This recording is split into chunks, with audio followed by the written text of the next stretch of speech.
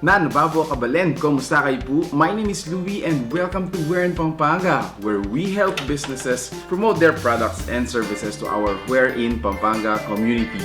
For today's vlog, we would like to thank Jayens Kakanin STORE.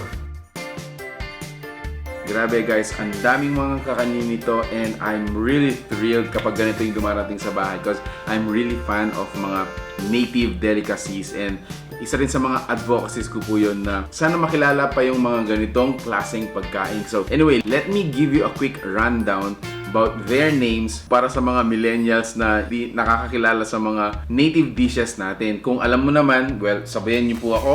Starting on my left, itong tinatawag nilang double cheese ube puto. Ayan. And then next, itong tinatawag nilang cheesy salted pao. Meron din tayong salted puto.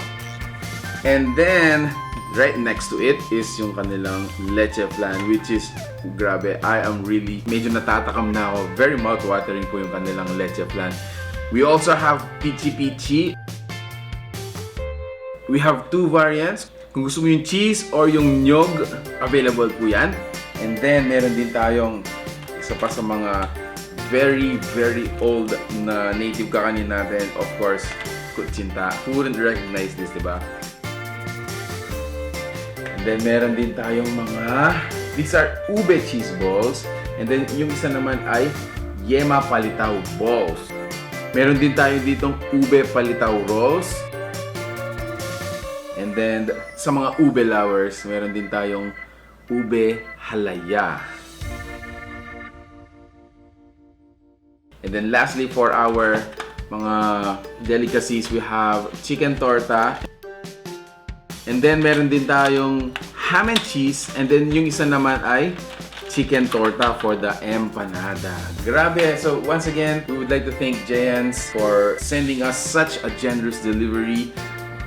Okay, so, let's get into the meat of the discussion. I wanna taste yung kanilang ube cheese balls. Kakamin ko na lang, guys.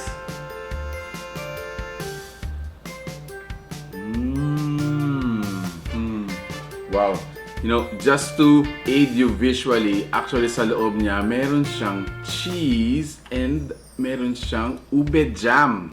Check that out. Ayan, so as soon as, you know, you bite ube cheese balls, it will actually explode the flavor. Wow, grabe, ang sarap na. Gusto ko naman tikman yung yema balls palitaw. So if you notice, no, meron siyang parang caramel part yung yema ball natin, which is actually the yema. Oh, wow! I like it!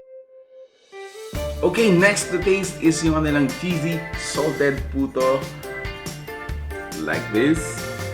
You have your puto with salted egg, cheese, and then you have your ground meat, no, in the middle. Wow. Wow. Ayan.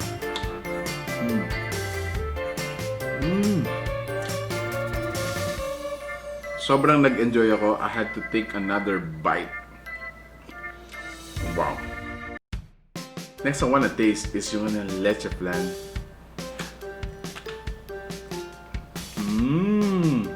One of the best leche flan I've ever tasted. It's so creamy.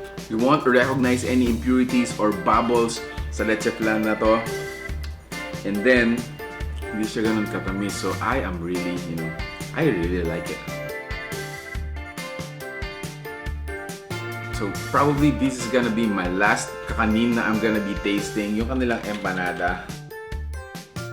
So I think ang napili ko ay yung chicken torta.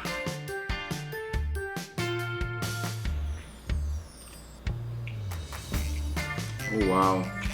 What a way to end all of the, you know, sweets na nalasahan ko. This is kind of savory, malinamnam. So parang nag-reset yung dila ko sa tamis ng mga kakanin natin. So I guess I'm ready again for another batch of native sweeties. So guys, if you like the food that you saw in this video, please give it a thumbs up, share it with your friends, lalong-lalo na yung, you know, nagki-crave na ng mga native kakanin natin, mga best Kapampangan and Filipino dishes. Thanks so much for watching We're in Pampanga. Stay safe, and I hope to see you in the next one.